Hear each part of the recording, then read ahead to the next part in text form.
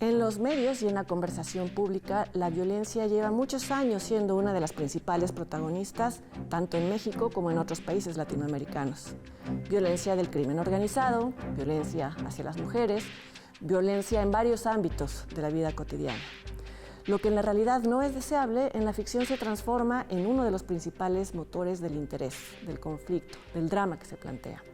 En esta emisión, Leonardo García Chao y yo repasaremos cómo ha sido retratada la violencia en el cine iberoamericano. Repasaremos también la trayectoria de la actriz mexicana Diana Bracho, haremos un in memoriam de los cineastas recientemente fallecidos, veremos los resultados de los festivales de Berlín y de Rotterdam y, como siempre, les daremos nuestras recomendaciones de estrenos en salas y en línea. Acompáñenos.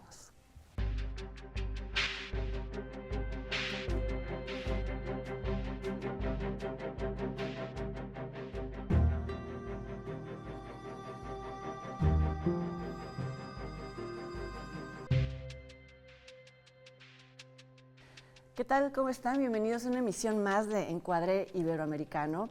Hoy vamos a hablar no de películas que toquen temas violentos, porque eso lo hemos hecho muchas veces, sino de cómo la violencia se representa en las películas. Este es un tema que genera muchísimas discusiones, si es pertinente mostrar escenas gráficas, si esto tiene alguna incidencia en la sociedad y bueno, es un elemento estético muy importante y creo que vale la pena hablar de qué tan presente ha estado en el cine o cómo ha estado representado en el cine iberoamericano. Leonardo, ¿cómo estás? Bien, ¿y tú? Bien, ¿a ti te gusta el cine violento? A mí me gusta el cine violento. A mí también. Debo confesar Sí. que es un elemento del cine que me atrae.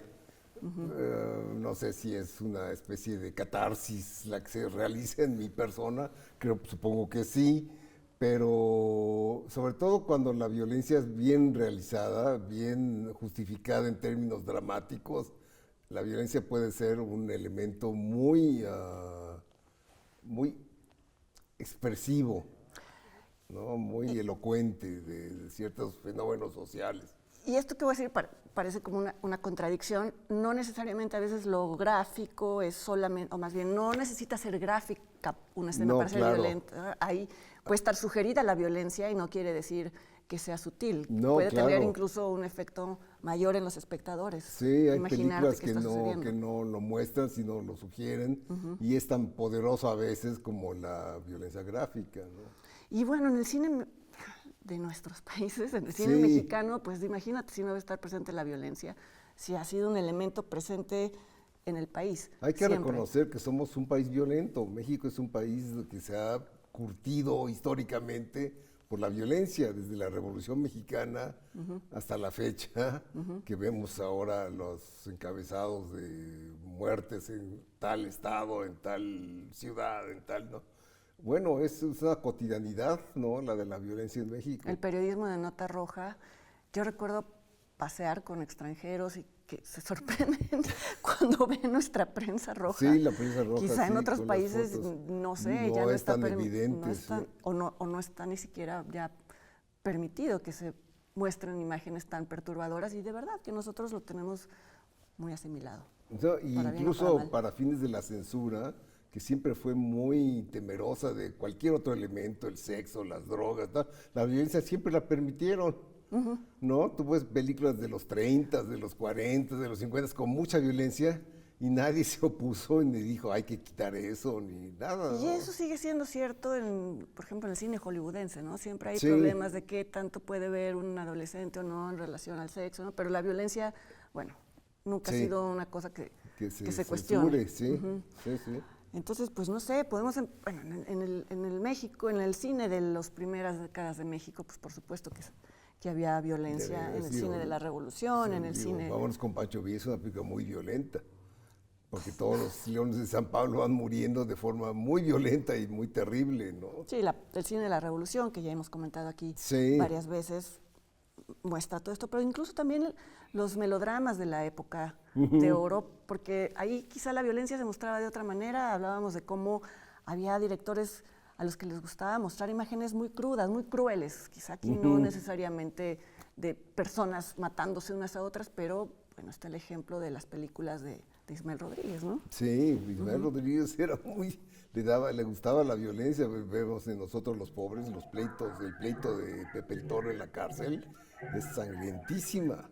Se le saca un ojo al contrincante con un pata de silla. Y la escena misma de Pepe el Toro cargando a la Tucita quemada, ¿es en Nosotros los Pobres? No, no es en Nosotros los Pobres, es en una secuela. En Ustedes los Ricos. Es en Los Ricos, bueno, sí. para el caso, Sí, ¿no? sí, Es también una especie de crudeza. La violencia también se puede entender como crudeza de alguna situación desafortunada. Sí, sí. Y bueno, te digo, hay unos directores que son más dados a meter violencia, entre ellos Ismael Rodríguez, Alejandro Galindo, Felipe Casals, desde luego,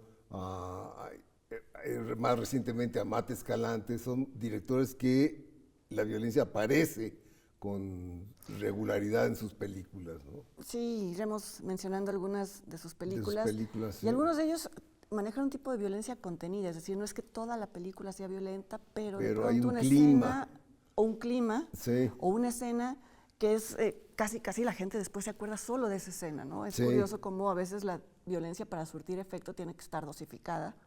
A veces se diluye este efecto cuando todo el tiempo es lo único y es lo que permanece, ¿no? Sí.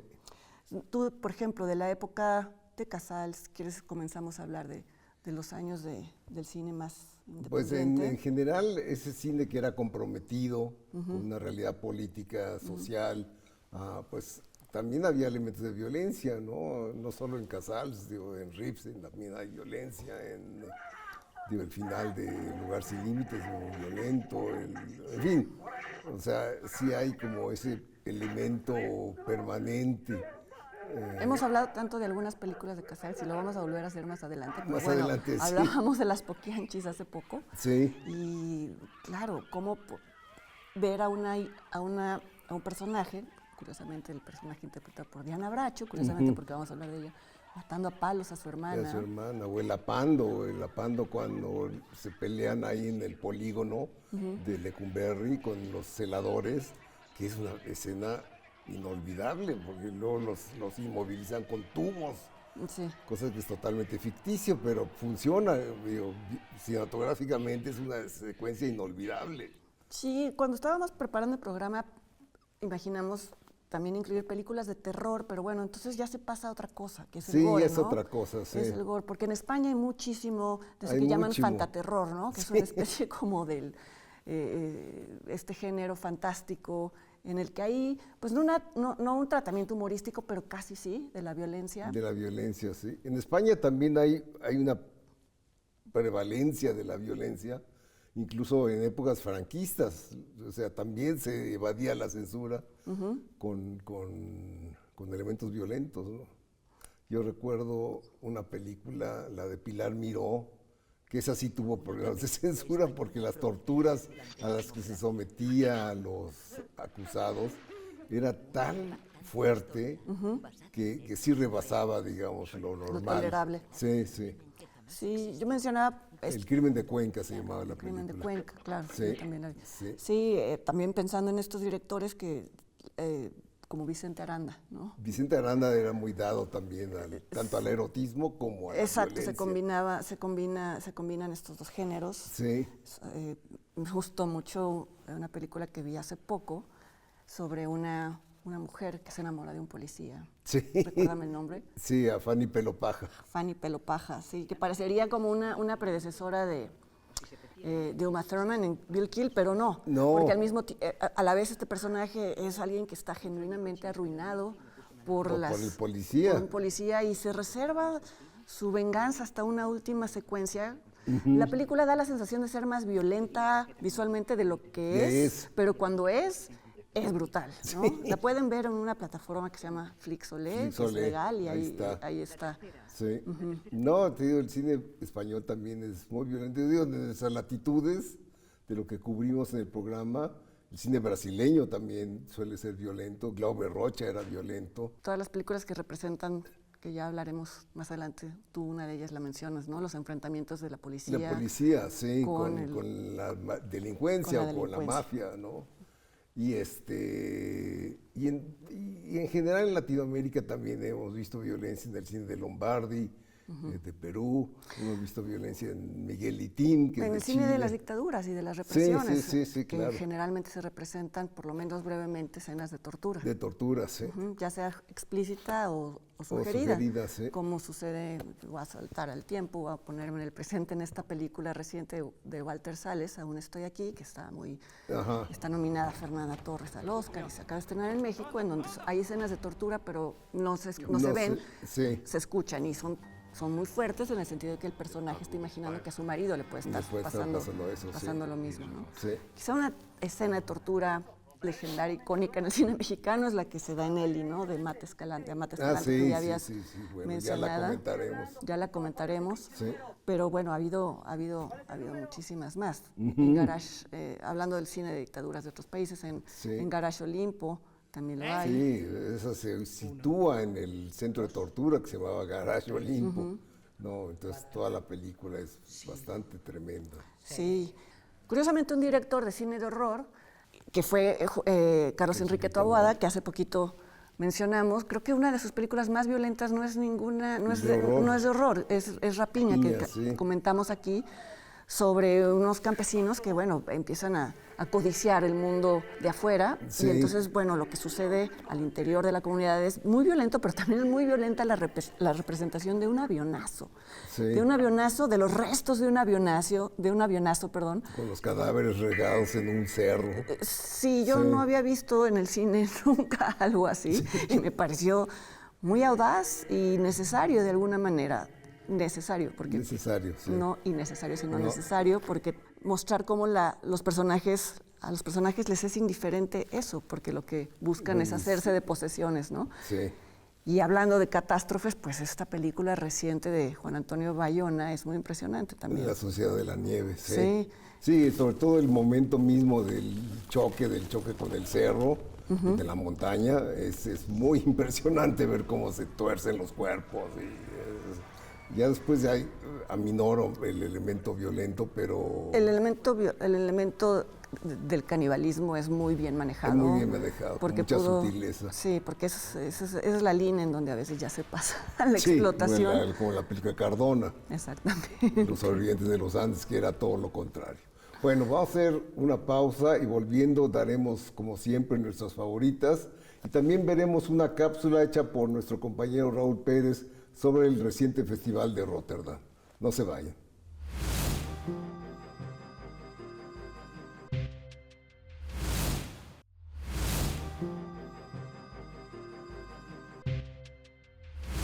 Y bueno, ya estamos de regreso y dispuestos a dar nuestras listas de favoritas de cine iberoamericano violento, que coincidimos en 3, en este caso, en el mismo orden, pero no nos ponemos de acuerdo, que conste.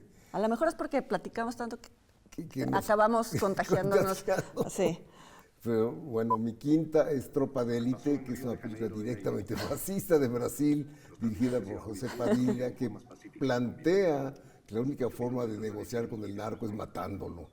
O sea, es la forma de solucionar el problema del narco, de la delincuencia en general, es con una tropa de élite, como lo señala el título, especializada en matar a los delincuentes. Pero bueno, no se presentó como una película fascista, ¿no? Sino que yo recuerdo que era muy curioso ver cómo hay quien la veía como una denuncia de la pobreza, o sea, estas películas que parecen a veces el experimento de Rorschach, la prueba de Rorschach, que cada quien ve en ellas lo que es, y por otro lado, algunos las veíamos y decíamos, esto es brutal, ¿no? Esto plantea un exterminio, la película plantea un exterminio. Como su única solución. Para presentar un Brasil posible ante la llegada de un papa. Del Papa Juan Pablo II. Así es, sí. Entonces además era un poco paradójico, ¿no? Para la llegada de un líder de la paz, había que matar a todo el mundo. Sí, bien filmada. Claro.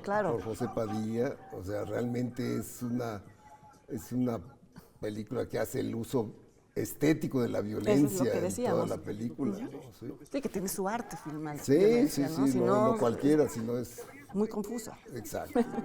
Tu número 5 Fíjate que a mí tal vez no es una película excesivamente violenta, pero se me antojó traer una buena película de cine negro mexicana. Sí, porque yo creo que Alejandro Galindo es un gran director de cine Es negro. muy buen director, digo, ahí se nota la escuela de Hollywood, ¿no? Que él siempre fue un adepto. Sí, Sí. pero además adaptada perfectamente esa estética a un escenario completamente mexicano, como es el cuarto de una azotea en la que deben de convivir 4 criminales Sí. después de un asalto bien logrado, pero que además, va a crear desavenencias entre ellos. Y entonces hay una tensión constante sobre cómo deshacerse de las personas para que sea más grande el botín. Entonces va creciendo la tensión. Víctor Parra, para no variar, está muy bien. Además, me acuerdo del cine negro mexicano, hice la asociación con El Suavecito, que es de Fernando Méndez, que también es una gran película. Como si tenemos estas pequeñas joyas de cine negro, ¿no? Entonces sí, me gusta por la tensión que crea, me gusta porque incluso el asalto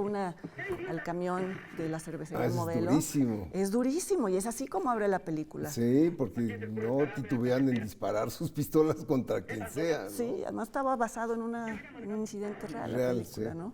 Entonces, bueno, si la ven por ahí, se la recomiendo. Sí. Tu número 4. Número 4 es otra mexicana, un clásico, que es Los Hermanos del Hierro, de Ismael Rodríguez, precisamente, que es un western que se adelanta por unos años a la estética y a la temática del spaghetti western. Es muy curioso cómo la película se adelanta y hace una película histérica con móviles psicológicos, con un personaje, el que interpreta muy bien Julio Alemán, que está como condenado a matar, ¿no? O sea, por el trauma que le implica haber atestiguado el asesinato de su papá en manos del Indio Fernández, nada menos, que lo mata a traición, y él también mata a traición, o sea, mucho, ni siquiera es el duelo famoso del western de enfrentados, sino que dispara a la espalda de sus contrincantes, ¿no? Sí, se proyectó en el último Festival de Morelia y creo que fue un redescubrimiento para muchos y un descubrimiento para la mayoría. Sí, no, es una gran película visionaria. y una película muy violenta, donde la violencia es el tema. Es como esos dos hermanos están unidos por la violencia, nada menos. Así es. ¿Y tu número 4? Mi número 4 es una película que, bueno, ahora está de moda porque se hizo una serie en México, ya hablaremos de ella. Sí. Pero la película en la que está basada es Celda 211 de Daniel Monzón, que tiene una premisa, pues, de entrada muy angustiante, que es que un abogado que visita una cárcel, una penitenciaría, y en algún momento por una confusión queda dentro. Y entonces a partir de ese momento va a tener que hacerse pasar por uno de los presos para sobrevivir, sí, ¿no? Claro. Pero lo interesante, además la película abre con una secuencia que es muy violenta, que es el suicidio de uno de los presos. Nadie ve que se suicida más que nosotros como espectadores, pero eso va a dar pie a que se crea que ha habido un asesinato dentro de la cárcel, en fin, pero la imagen está muy bien lograda. Y lo que es muy interesante es ver cómo este personaje, este abogado, un funcionario más bien, se va convirtiendo en el asesino bajo el cual él dice que ha matado a un hombre con tal de para que le permitan sobrevivir ahí, pero de acuerdo a distintas cosas que van pasando, él va mostrando la violencia que tiene dentro y acaba siendo acaba siendo el peor de los asesinos y está muy bien lograda, o sea, es una película con una lógica interna muy bien lograda y es muy violenta. Luis Tosar como el líder de los Malamadres, y el personaje como el líder de los reos, que acaba siendo pues un personaje más compasivo que todos los funcionarios de afuera que obligan a obtener confesiones, en fin, ejercen la tortura, también están todas estos subtextos en la película. Es película española. Española. Sí. Nuestra tercera, que ahí sí pues ahí sí ya vamos a de aquí en empezar a adelante, es Eli, que la acabo de volver a ver, qué gran película es. sí. Es muy buena.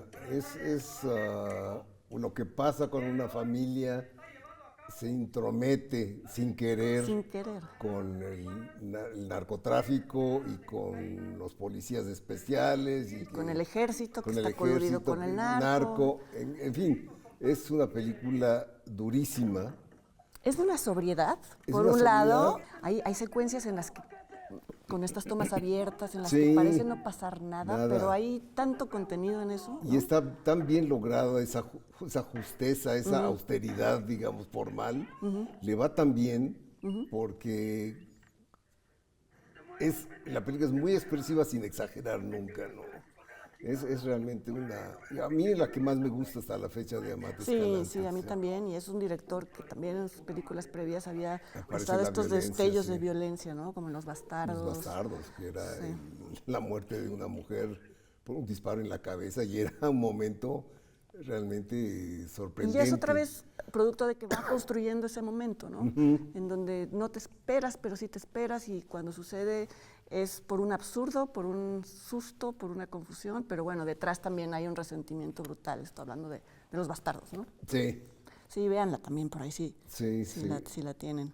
También coincidimos en el número 2. Tráigame la cabeza de Alfredo García. Es una gran película. Una gran película de Sam Peckinpah, filmada en México, producida en México, hablada en inglés, pero es sobre un loser, así un perdedor que interpreta muy bien Warren Oates, que se mete en una intriga absurda por recuperar la cabeza de su rival en amores, que es Alfredo García, y por la cual él se enfrenta a un cacique, que es el Indio Fernández. Es que vamos a empezar por ahí, porque el Indio Fernández yo creo que es alguien que tú lo ves en pantalla. Bueno, el propio Peckinpah decía que cuando entraba el Indio Fernández a una cantina daba miedo, y para que Peckinpah lo dijera. Sí. Y pasa lo mismo cuando está Cuadro. Es que bueno, como director, como persona era un personaje desbordado, ¿no? Desbordado, entonces, sí, dado a la violencia. Y dado a la violencia, sí.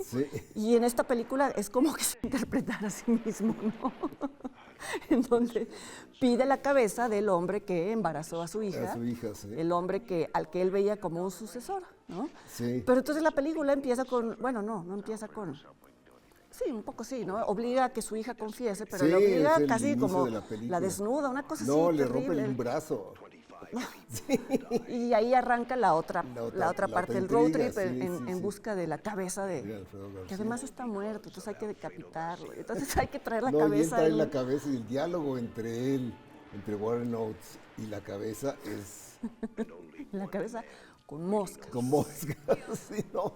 Es una película que en sí no es tan violenta como otras de Sam Peckinpah, pero tiene ese clima permanente de violencia, ¿no? Es la mirada de Peckinpah a México, que a mí me parece fantástica, o sea, no preciosa, pero justamente en la crudeza. Él eligió locaciones reales para mostrar pues estos escenarios sórdidos, corruptos y corrompidos, y hay una honestidad en eso que cuando dicen, ¿por qué los directores extranjeros muestran a México raro?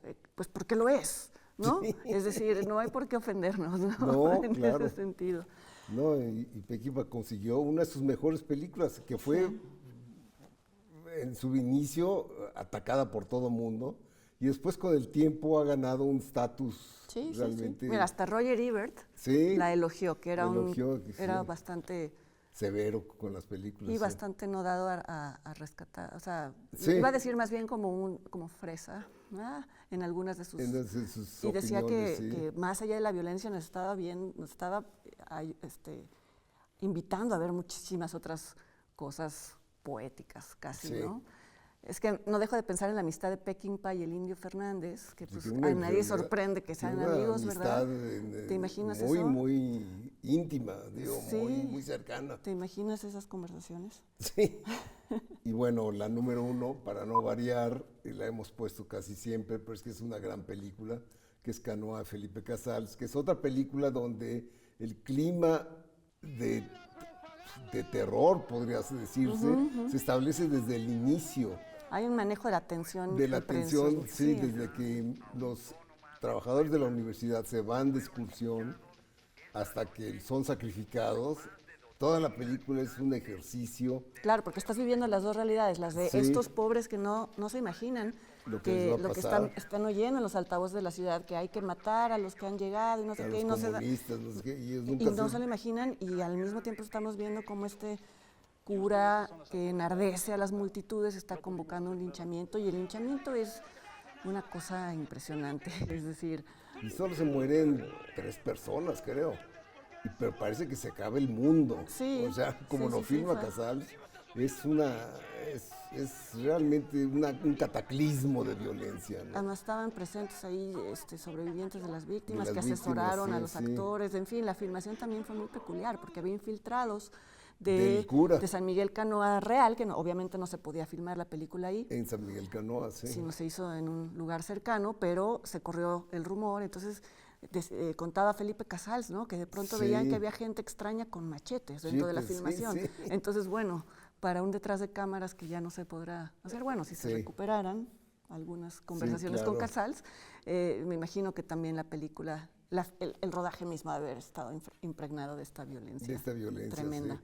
Ya Sí, nos han sí. regañado porque hablamos de Canoa siempre, pues bueno, pues sí. Pero bueno. De ese tamaño es la película. Sí, ¿no? y si no la han visto, volvemos a insistir, traten de verla, sobre todo en pantalla, ahora que se ha restaurado la copia a un estado realmente físico inmejorable. O en el DVD de DVD Criterion. Criterion, en el Así Blu-ray es, de en el Blu-ray de Criterion, Criterion. Y bueno, lo que les presentamos a continuación es una cápsula que realizó nuestro compañero Raúl Pérez a propósito del recién concluido Festival de Rotterdam.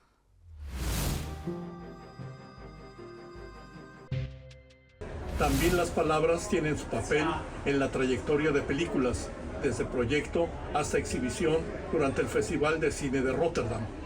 Hola, soy Ana Elena Tejera, directora de Panamá, y estoy en el Cinemark con mi próxima película Corte Culebra. Y la primera vez que estuve en Rotterdam fue en el 2020 con mi película Panquiaco.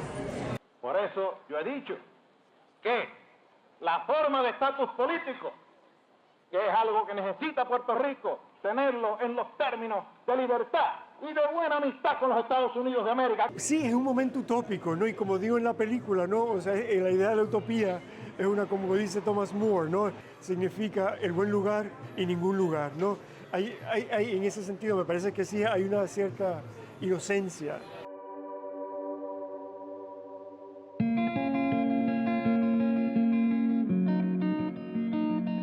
Estas películas son parte de un tiempo en Puerto Rico que no conocí,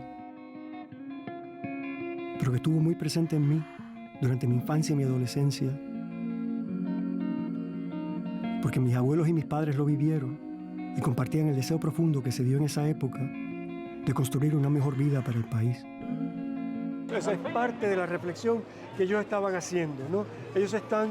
Ellos han sido contratados para hacer la propaganda de la administración que está generando toda esta industrialización y que está creando esta cultura del consumerismo. El país está cambiando por completo, ¿no? Mi nombre es Marcelo Gómez, yo soy de Brasil y estoy con un proyecto que se llama Cape of Pleasure, Cabo de los Placeres, que es una historia que se pasa en el futuro, es una ciencia ficción donde reflexionamos sobre la vida de los viejos en el futuro, cómo va a ser con este mundo neoliberal, con una economía que destruye a las personas que no construyen riqueza. Venga, vamos. Ariel, não sou capaz. Sempre o mesmo. O mesmo. Que sentido tem isso? Que sí, ya verás cómo sí que puedes. Venga. Unas flores más y terminamos aquí. Lo que siempre a mí me ha motivado es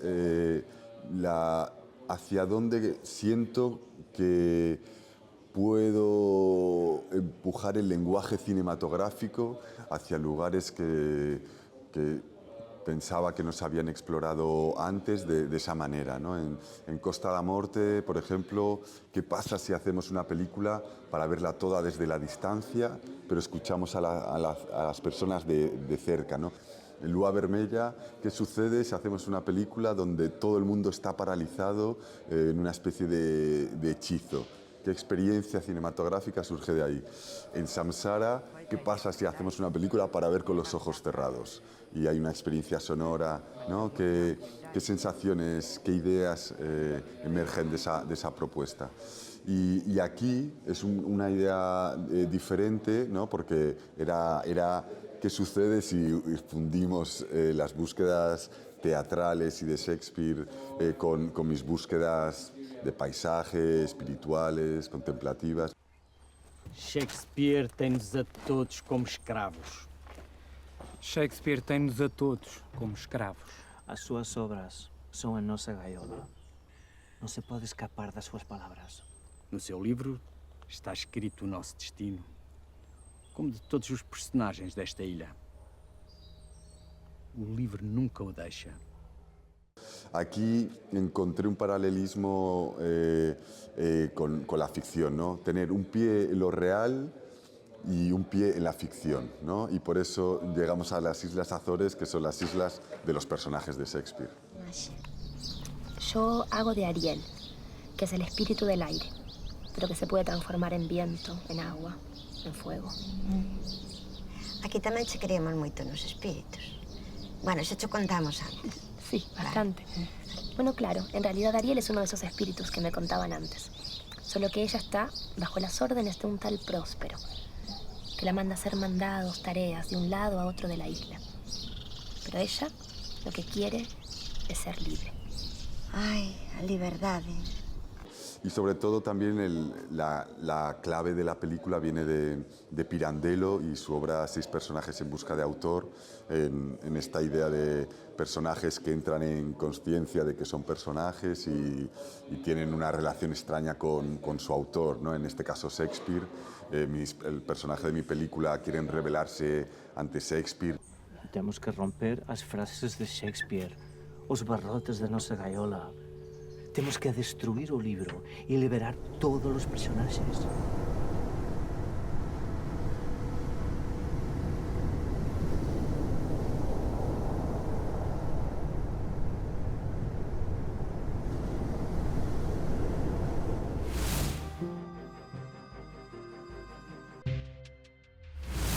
Bueno, vamos a hacer una pausa y volviendo revisaremos la filmografía de la actriz mexicana Diana Bracho, haremos el In Memoriam y veremos una cápsula hecha por Canal 22 sobre la película mexicana El Diablo Fuma, recién premiada en Berlín, de Ernesto Martínez Bucio. Quédense con nosotros.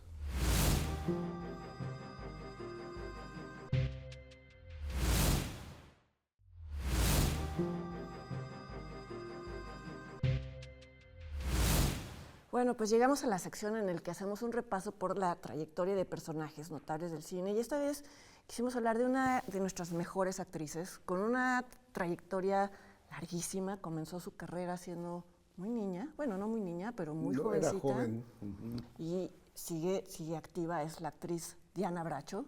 Sí. Hija del director Julio Bracho. Julio Bracho. Sobrina de Andrea Palma. Sí. Pariente de Dolores del Río. Viene como de un linaje de personas del cine. Y sin embargo siempre contaba que su papá le decía, no, tú no vas a servir para el cine, porque no, mira, de hecho, iba a tu estudiar... tía tiene presencia y todo, no sé qué, y tú, ¿no? Y bueno, resulta que es una de las presencias más fuertes habido, de nuestras pantallas. Sí, se iba a dedicar a la literatura, cosa que no ha dejado, publicó un libro de poemas, pero finalmente la llamó el instinto actoral. Se comenta en alguna entrevista que es lo que ella siendo tan tímida es lo que le permitía ser otra persona, ¿no? Sí. Y bueno, comentábamos hace rato, yo creo que algo que le ha ayudado a Diana Bracho es esta cara tan peculiar, que claro, si no eres una buena actriz, no sirve de nada tener una cara expresiva, pero que hace que sus papeles sean muy inquietantes, que aunque sean pequeños,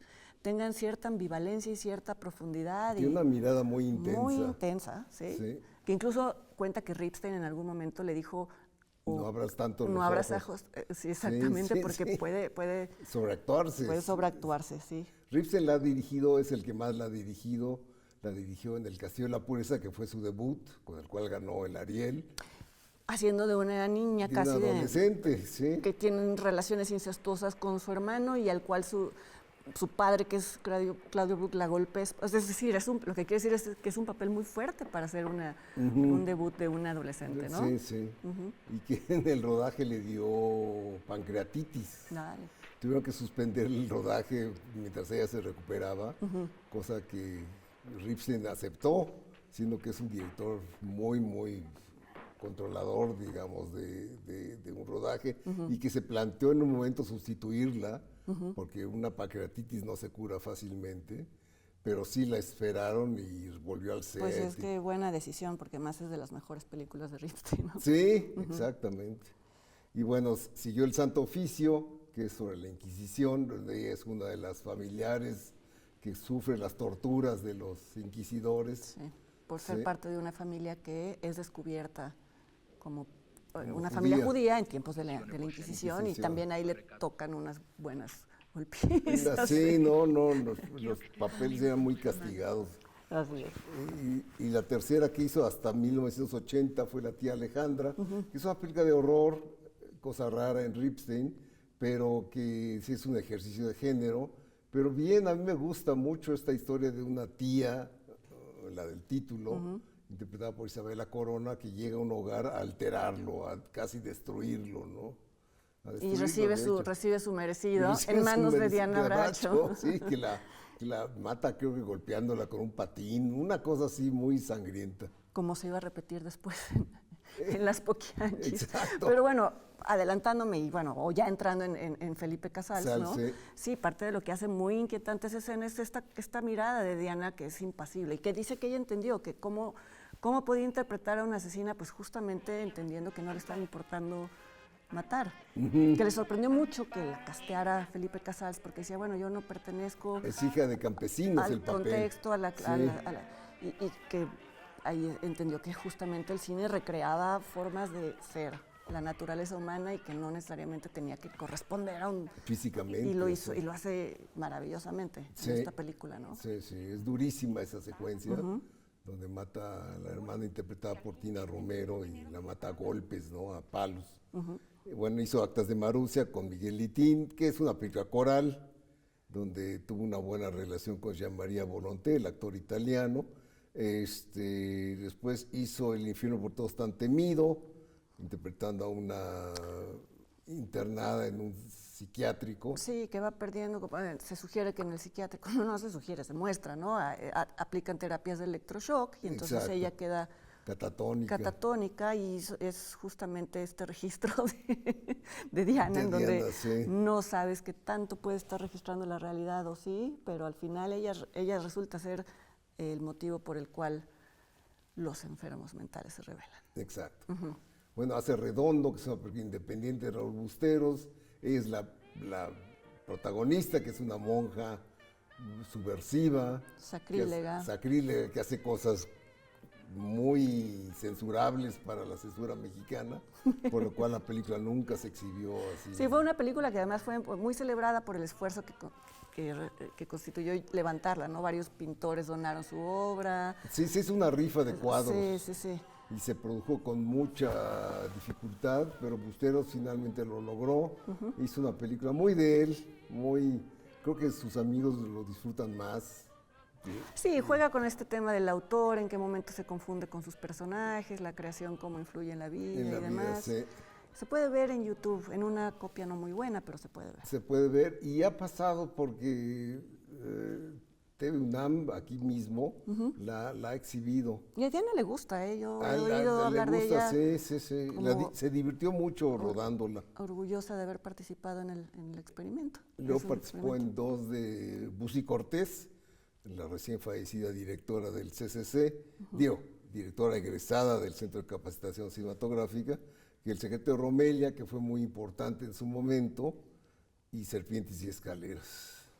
Sí, después apareció Diana en la versión cinematográfica de la obra de Sabina Berman, Entre Villa y una mujer desnuda. En cine se llamó Entre Pancho Villa y una mujer desnuda, que es un personaje fársico.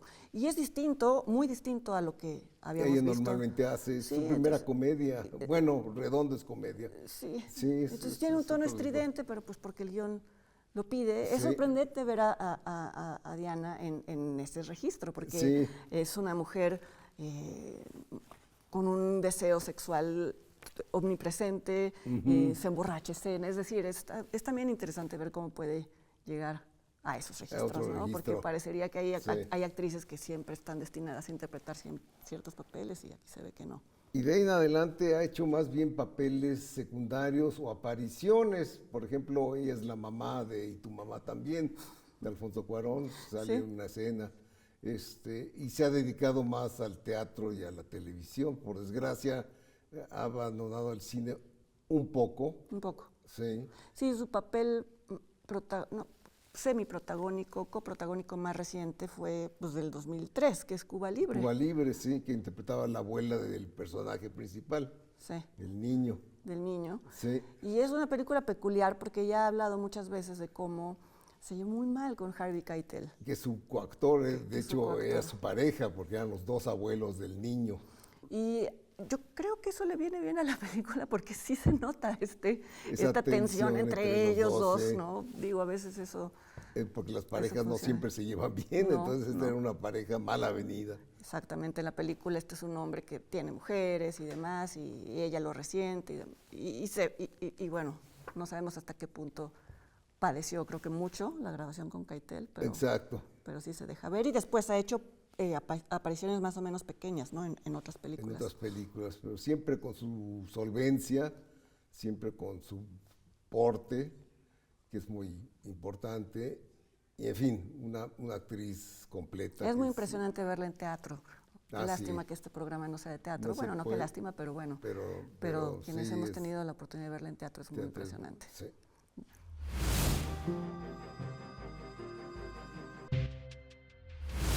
Bueno, estamos en el In Memoriam y han fallecido estas figuras. Un director muy importante del cine brasileño, que es Carlos Diegues, un sucesor, digamos, del Cinema Novo, no pertenece al Cinema Novo brasileño, es posterior, pero es un director muy estimable, muy importante. Fue el primero que trabajó con actores de color, con actores negros en Brasil. Lo cual su significado es realmente trascendente. En Ganga Zumba fue la primera película donde él trabajó con un reparto negro, después lo hizo en Chica da Silva, que es otra película muy interesante de Diegues. Ha hecho Bye Bye Brasil, que fue su película más connotada, más famosa y más aplaudida. Y más recientemente hizo una versión de Orfeo, situada en el Carnaval de Río. Y en fin, esa es su carrera, en pocas palabras, una carrera muy estimable de un director importante de Brasil. Sí. Murió también el cinematógrafo español Juan Mariné. De 104 años, se llevó una trayectoria larguísima. Se le dio un Ariel honorífico el año pasado, precisamente. Un Ariel, un Goya. Un Goya, pues, sí, un Goya. El año pasado, en 2024, se le dio el Goya honorífico. Alcanzó a ser reconocido Alcanzó a ser reconocido, pero de esos directores de la legua, o sea, llevaba años de esos que le hacen a la chamba, pero bien, ¿no? Murió también el actor español Toni Isbert, de ascendencia importante, ¿no? Su abuelo es Pepe Isbert, que era un un actor muy importante, muy característico del cine español. Hijo de María Isbert, o sea, sí, la familia Isbert era connotada. Era connotada. Sí. Y pues en México murió Yolanda Montes, mejor conocida como Tongolele, una de que las era de Estados Unidos, nació en Estados Unidos. Nació en Estados Unidos. Tenía un acento, nunca perdió un acento estadounidense, que es lo que le impidió ser una actriz. Bueno, no hemos dicho que era rumbera, era de las bailarina, no sé si rumbera es la palabra. No, era bailarina exótica. Exactamente, sí. Con una trayectoria enorme, pero siempre aparecía solo bailando justamente porque su acento no le permitía tener papeles, y ella siempre lo lamentó. Era una bomba Tongolele, ¿no? Creo que hubo movimientos de censura en su momento porque era tan... psicalíptico. Y tan hipnótica y bueno, llenaba los cabarets en los que se presentaba y de inmediato logró una presencia cinematográfica muy importante, ¿no? Al grado de que una película que lleva su nombre en el título, Han matado a Tongolele. Exactamente, ¿no? De Roberto Gabaldón. Yo me recuerdo que mucho tiempo después de su época gloriosa en el cine mexicano, apareció en un talk show mexicano, estoy hablando de los 70s, y dijeron, pues está con nosotros Tongolele y nos va a bailar. Y bailó, bueno, maravillosamente bien, o sea, uno decía, no, bueno, ya es una mujer de edad, y no importaba, realmente lo hizo de manera muy llamativa. Yo puedo dar fe de esa cosa, porque bueno, era vecina de mi abuela, te estoy hablando de hace, no sé, 20 años, cuando tenía ella 60 y tantos, 70, porque murió de 90 y tantos, y ahí en la colonia Condesa ella salía a pasear, era impresionante. Digo, vestida normal, ¿no? Con su mechón blanco en el pelo. Con su mechón blanco, pero con un cuerpo impresionante, una postura impresionante, es decir, no era producto de ninguna cirugía, de ninguna de estas cosas, porque hubiera sido imposible. Era fascinante verla, ¿no? De esta... una leyenda. Una leyenda, sí.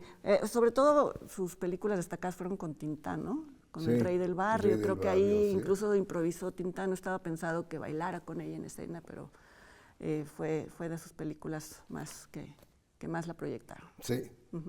Pues bueno, así fue, pero ustedes no se vayan, porque a continuación les vamos a presentar una cápsula que preparó el Canal 22 a propósito de la película El Diablo Fuma, del director Ernesto Martínez Bucio.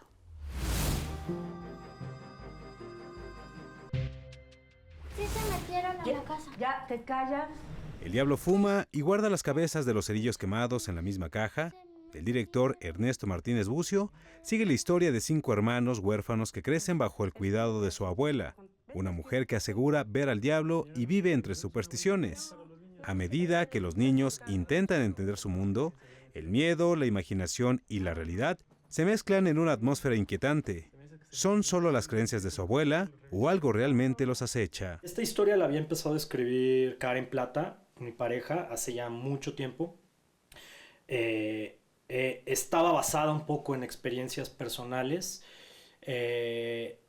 La coescribimos juntos y pues teníamos de repente cinco niños, ¿no? Con un carácter muy definido cada uno de ellos.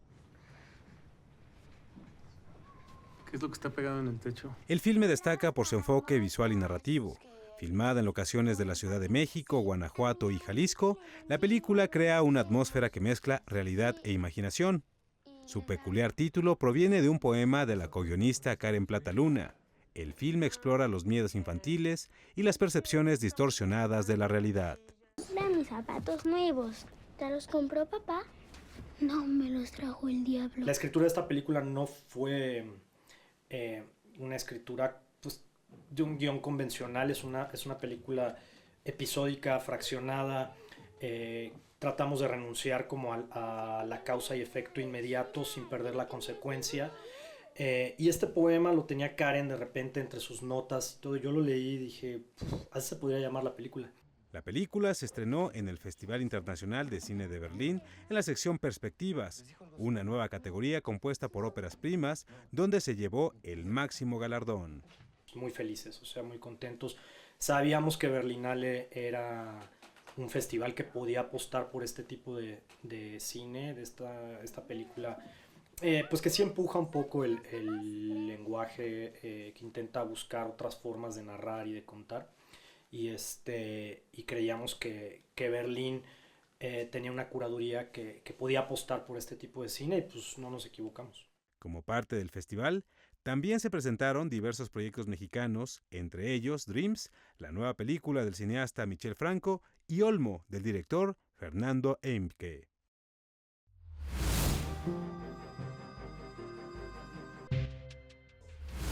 Vamos a un corte y volviendo veremos otro reportaje de Raúl Pérez, en este caso sobre las películas iberoamericanas que triunfaron en el pasado Festival de Berlín y daremos nuestras recomendaciones de estrenos.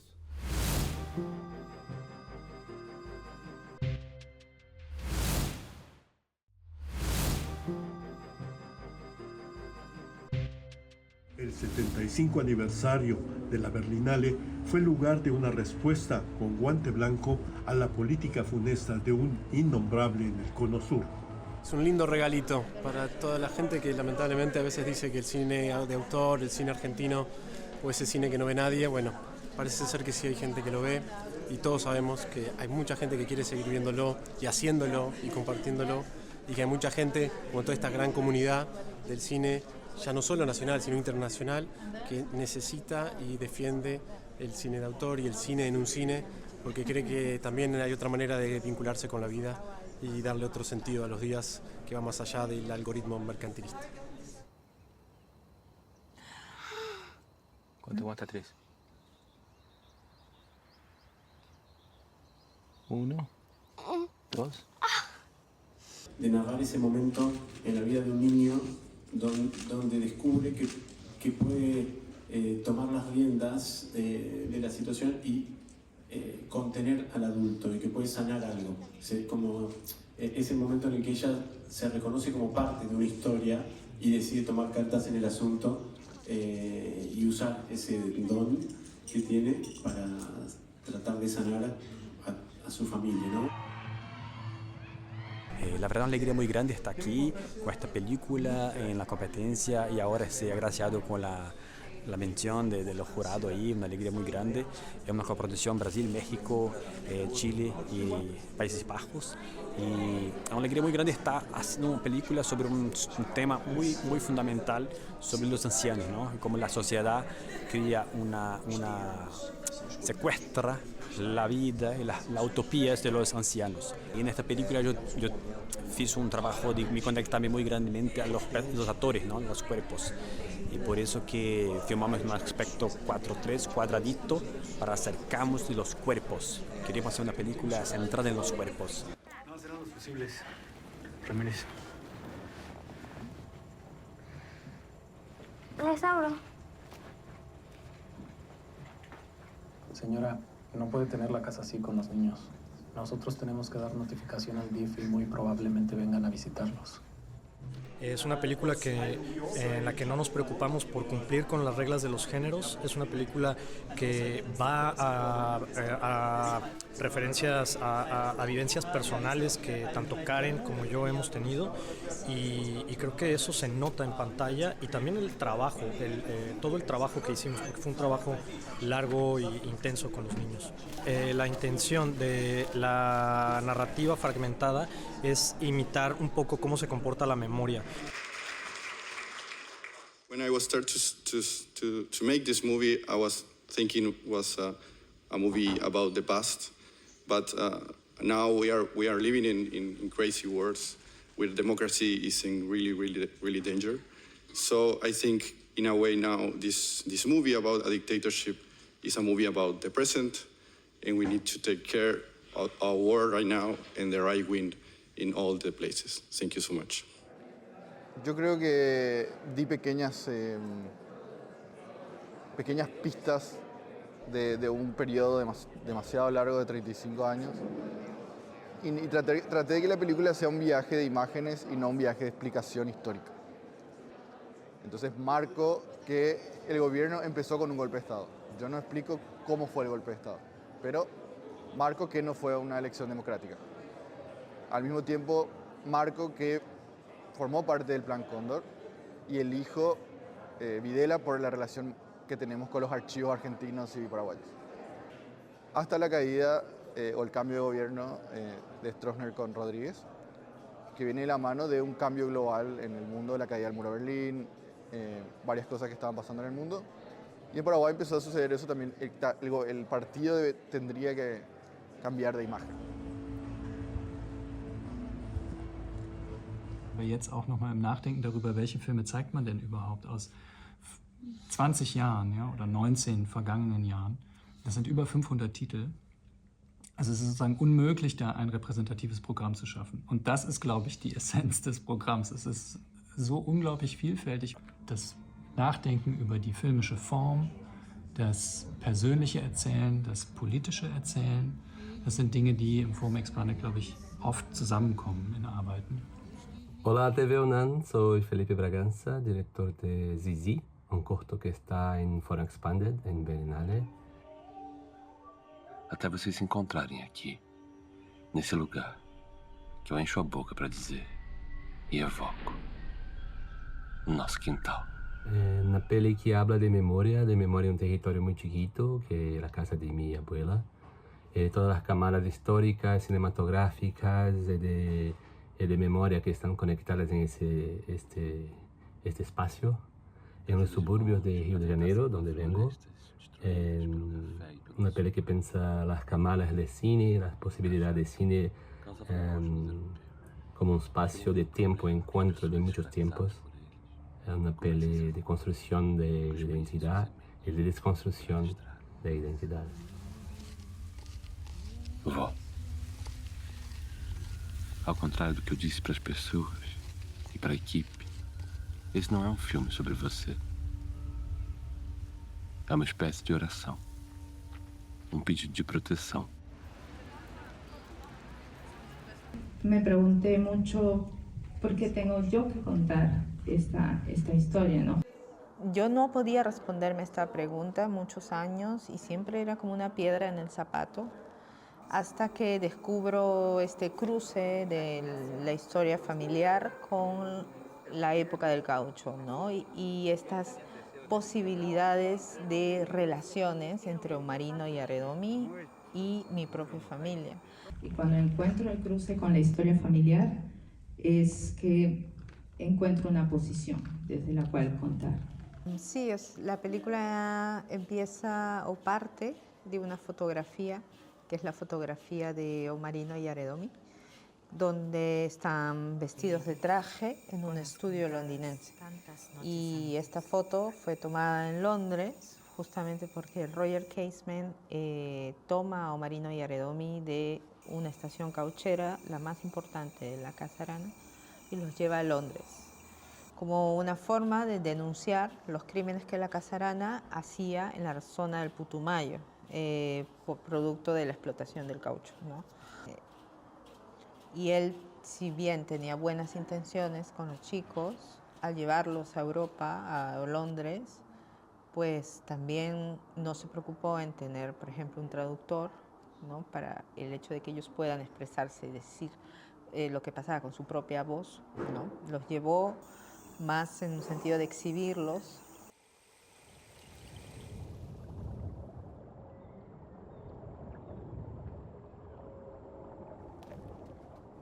Quiero agradecer a las comunidades de Río Putumayo y Garaparaná, de Río Ampillacu, en la región, en el borde entre Perú y Colombia. Estas comunidades nos recibieron colocando en la película preguntas fundamentales que hicieron crecer la búsqueda en los archivos. La película no se queda en el pasado, tiende raíces muy grandes en el presente, porque es aquí que hoy necesitamos tomar posición, sobre todo en la Amazonía. Tenemos muchos problemas que afrontar. Hay que exigir a los gobiernos de Perú, de Colombia, de Brasil, que escuchen las demandas de los pueblos indígenas. Eso es lo que quería decir. By giving two special mentions. One goes to La Memoria de las Mariposas.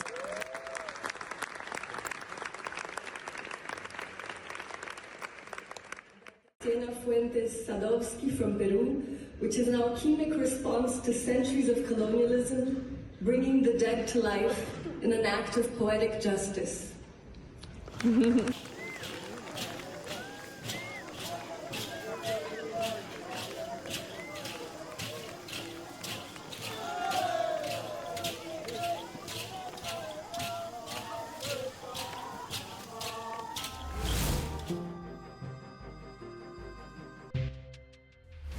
Y bueno, llegamos al final del programa, en donde les hacemos recomendaciones. Esta vez les haremos un par. Una de ellas ya medio la adelantamos, es la serie producida por Netflix, basada en la película Celda 211, de la cual ya hablamos.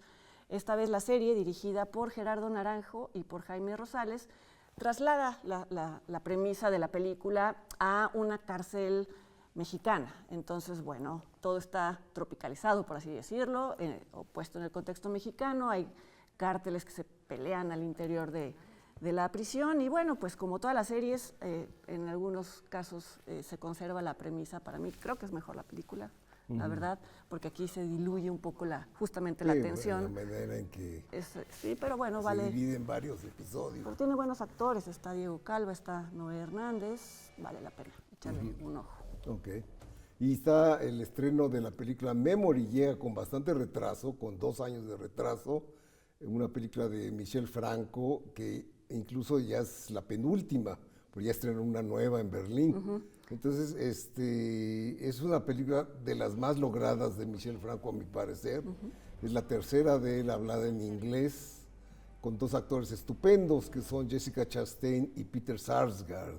en una relación muy poco convencional. Él tiene un problema de demencia prematura, es un hombre de unos 50 años, pero ya se le olvida básicamente todo lo presente. Y ella se propone no salvarlo, pero cuidarlo, y eso se presta a veces a situaciones incómodas. Muchos dicen... ella también es un personaje dañado. Sí, claro. Porque es exalcohólica, trabaja en una clínica. Y ex víctima de abuso sexual. Entonces, bueno, pues la combinación. O sea, muchos dicen, es la única película de Michel Franco que ha tenido final feliz.